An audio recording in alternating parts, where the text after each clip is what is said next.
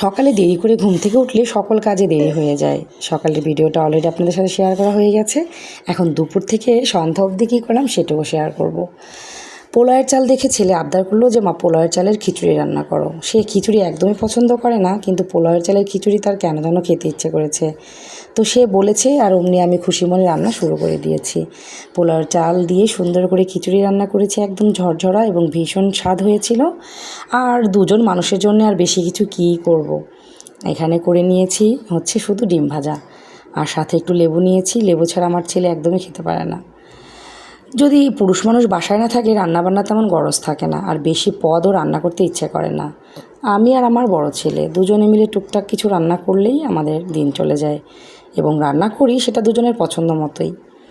তো যাই হোক, ছেলে খাচ্ছিল তো ভীষণ মজা করছিল।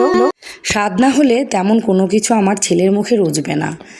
অনেক মজা হয়েছে, সে বারবার শুধু রিভিউ দিচ্ছিল। তো ভাবলাম তার রিভিউটা একটু ভিডিও করে রাখি। সে বারবার বলছিল মা খুব মজা হয়েছে। তো তার বাবাকে একটু ভিডিও কলে দেখালাম, আর সে বলছে হ্যাঁ আমাকে রেখে মা ছেলের তো বেশ ভালোই দিন যাচ্ছে। তারপরে দুপুরে খাওয়া দাওয়া শেষে একটু রেস্ট করলাম। এখন ছেলে বলছে মা নিমকি খেতে ইচ্ছে করছে, একটু নিমকি ভেজে দাও। তারপরে ফ্রিজে একটু আটা ছিল যেটা আমি পরোটার জন্য করে রেখেছিলাম, সেটা দিয়ে চটপট করে তাদের জন্য একটু নিমকি ভেজে দিলাম।